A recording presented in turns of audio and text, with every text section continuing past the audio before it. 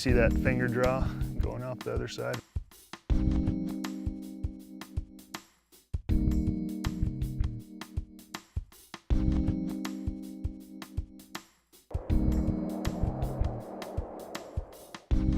Juniper is a very interesting wood.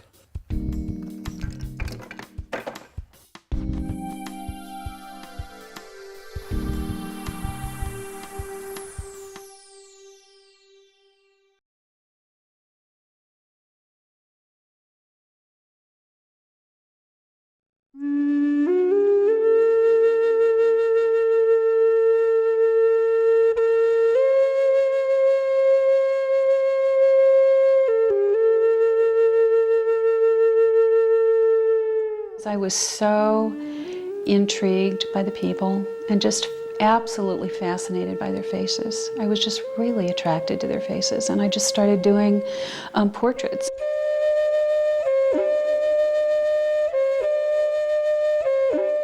You look at these black and white pictures and you don't see the color in people's dresses or the colors in people's shirts. What you're seeing is the form of the picture and the bodies of the people or the shape of the face.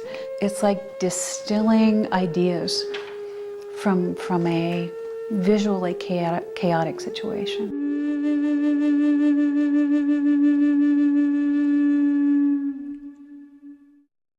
Anyone who has spent time in a darkroom knows that photography is a form of alchemy. First, a box with a lens is pointed at a subject. A black strip of celluloid comes out of the box.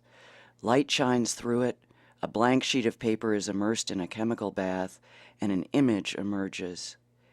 It's an old form of darkroom magic which may disappear in a world of digital technology. But through the work of Sarah Wiles, it has saved another world from disappearing, a community of elders and traditional people on the Wind River Indian Reservation. It was really hard for me to go into public situations, like say a powwow or some other kind of activity or a meeting, and start taking pictures, because I didn't know how people would react to me or if I should even be doing that. I started doing a lot of those portraits, and I think it was because I was so intrigued by the people and just absolutely fascinated by their faces. I was just really attracted to their faces, and I just started doing portraits. What I've done is write more and more, and I'm not a writer, I'm not comfortable writing, but I felt these people's stories had to be told. When it comes to context, one of Sarah's subjects, Janie Brown, provides it in abundance. Janie. I got to know Janie when she became the cook at the Senior Citizen Center. See, I always go to the Senior Citizen Center for lunch. You know, that's where you find out everything that's going on in the community. The elders come in there, get to visit with everybody. So I always go to the senior citizens for lunch when I'm on the reservation. And Janie started cooking there about 10 or 12 years ago, and I got to know her. And she would always bring her beadwork to work. So over the years, I've watched her bead absolutely incredible things. Everything from Mickey Mouse moccasins to full beaded dresses. The result is not a single photo, but a series. Not a caption, but an essay.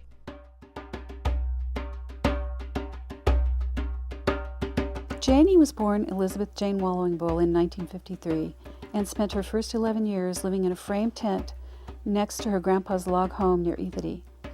It had a dirt floor, a wood frame around the bottom, a tent covering all of it, and a wood stove. Her grandpa would shovel the snow to the road so the children wouldn't get their feet wet when going to school. She lived with other relatives for a while after that and attended a local elementary school. Having a good meal. Grilled cheese sandwiches. They're all tomato good soup. here. Janie Brown enjoys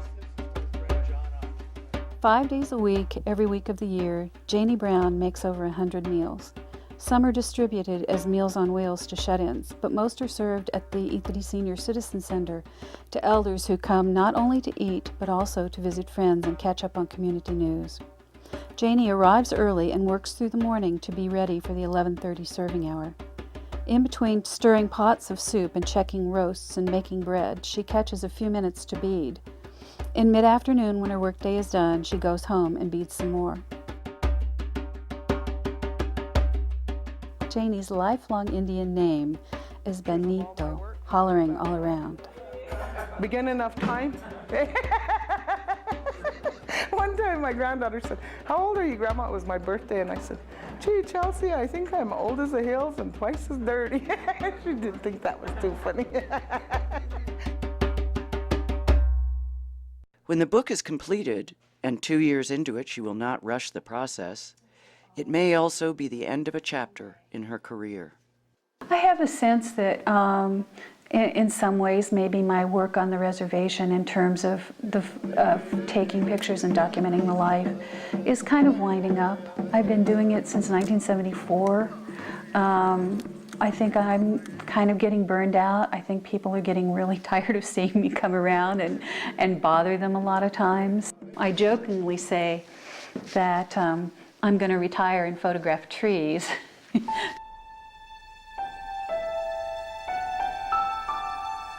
With trees, I don't need to go out and get releases from 20 people for every picture, and it's a lot easier.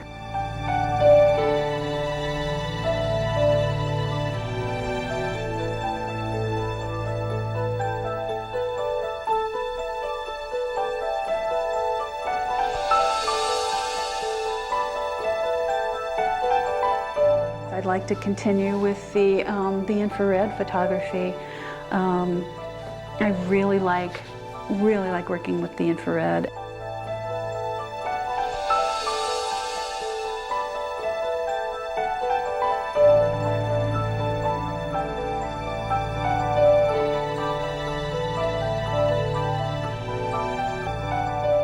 I have a fantasy of returning to my hometown in Indiana and doing kind of the same thing there that I've done on the reservation.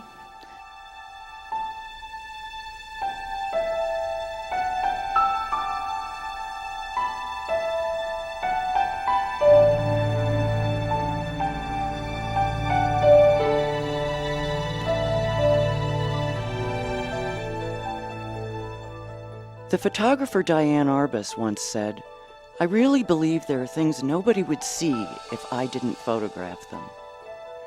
Back on the Wind River Indian Reservation, Sarah Wiles' photographs of the old people will be seen by their descendants and by us, as the old people wanted to be seen and remembered.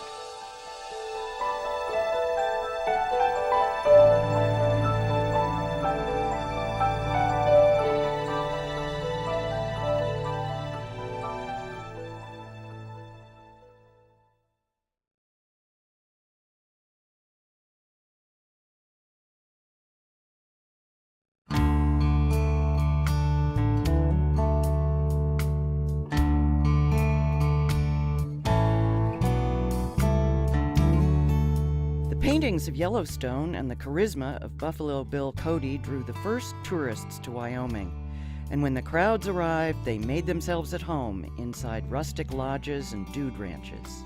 The most remarkable outposts were Buffalo Bill's Pahashka Teepee and the man-made wonders of Yellowstone National Park.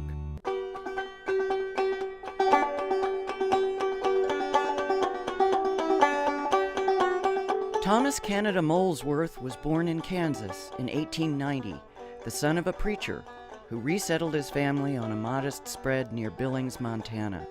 From an early age, Molesworth let the rugged surroundings fuel his creativity. He had an appreciation and a skill for art, a talent for art. In 1930, we moved to Cody, and he started Shoshone Furniture Company. And of course, nobody had any money in the 30s to buy furniture, so he started the craft of making ranch-type furniture. I think it was an opportunity for him to not work for someone else, and that was important to him. There were artists here. It was a logical place to begin a furniture business, and it was a logical place to become incredibly creative. There were a number of wealthy ranchers from the east who spent their summers in Cody, and I think that Molesworth knew that there was a demand both for furniture in general, and of course he quickly realized there was demand for his rustic furniture. Molesworth wanted to build his own brand of rustic furniture in the arts and crafts tradition, a style that nurtured the creation of sturdy, simple, and original designs. I think for any aspiring furniture builder, any aspiring artist, that the arts and crafts movement became a model for what they ought to do at some point. Molesworth valued the arts and crafts style for its emphasis on craftsmanship and carefully studied the work of master furniture builder Gustav Stickley. Molesworth combined brightly colored leather with chamayo weavings, Navajo rugs, and knobby pine burls like those used in the Old Faithful Inn. Those burls generally grow above 9,000 feet high on very steep slopes. And they're very hard to bring them out of the mountains. I've even heard people bringing them out of the mountains on pack horses. From horseback to the workshop, it was the Molesworth way, and those burls would allow Shoshone Furniture to create the club chair.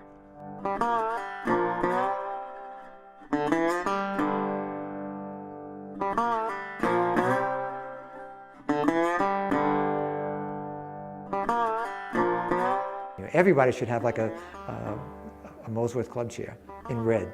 It's just the classic piece of furniture. It was brilliant to use a burl for the base of a club chair. Drink stands, couches, Navajo rugs, Thunderbird carvings, and a bobcat head. It's all here at the Bear Lodge just outside Jackson. This private residence, built in the style of the Old Faithful Inn, is home to the largest single collection of Molesworth furniture. Within the roomscapes of this 16,000 square foot, $60 million mansion, Molesworth's status as a furniture phenomenon is firmly sealed. I think Thomas Molesworth did become a phenomenon, but I don't think he ever thought of himself in that way. I don't think Thomas Molesworth took this stuff too serious. He probably is rolling over in his grave, when he see what's going on today. There was something that was needed here, and he fulfilled it. He was able to interpret Wyoming and make something that was truly from here. Buffalo Bill has often been said to bring the West to the world. I suspect at many levels Molesworth was able to bring a similar West to living rooms across the nation. So he would say, well, maybe it was all worthwhile after all. He would be pleased with that. He'd be pleased to see that it's being carried on in Cody. There will never be another Thomas Molesworth.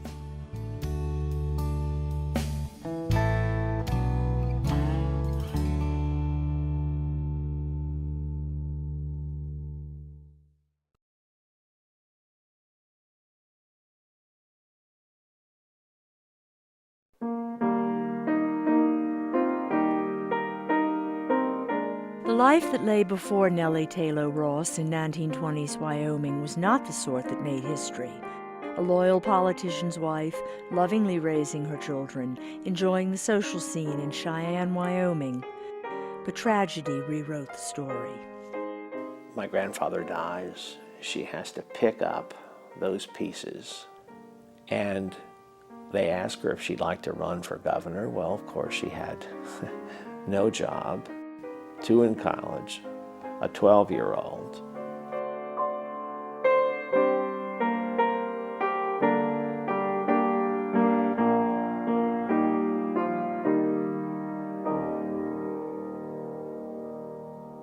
Happy birthday to you. Happy birthday to you. In 1976, Nellie Taylor Ross turned 100 years old, honored and revered. She was living in Washington, D.C., as she had for much of her long life. Once she had been a famous orator on the Chautauqua circuit, urged to run for vice president on the Democratic ticket, director of the U.S. Mint when Fort Knox was built, and the first woman to be sworn in as an elected governor in the United States.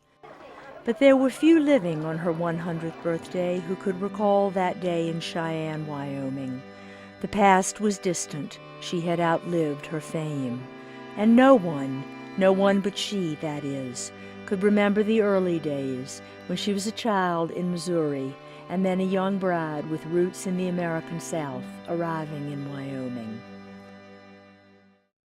Like much of America, Nellie Taylor Ross's family moved west during the country's difficult early years, from Virginia to Kentucky, Tennessee, Missouri, Kansas.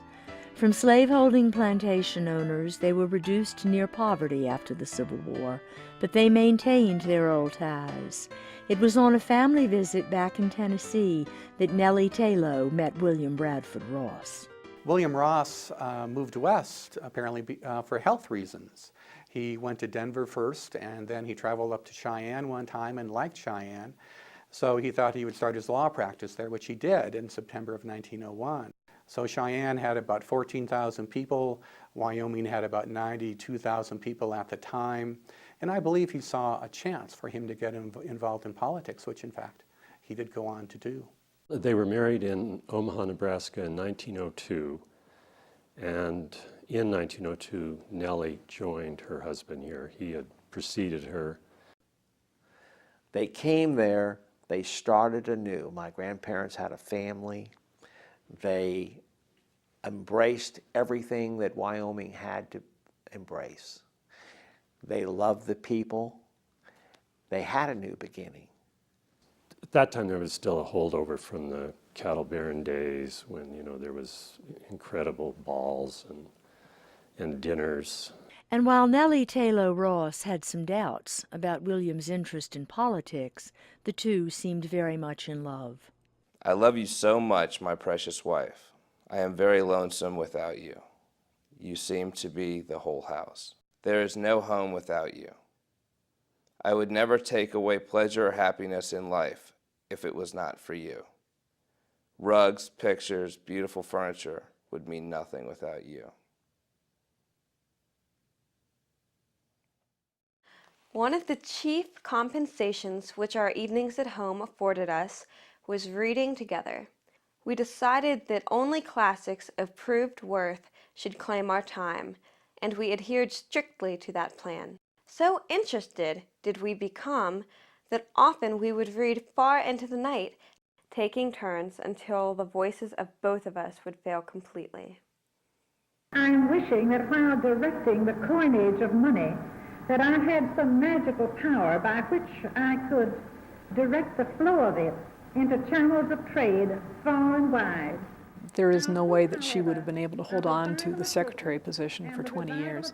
The Mint gave Nellie an entire career and gave her the freedom to live the life that she wanted to live, gave her the balance that I so admire her for. She was lucky that she ended up as director of the Mint.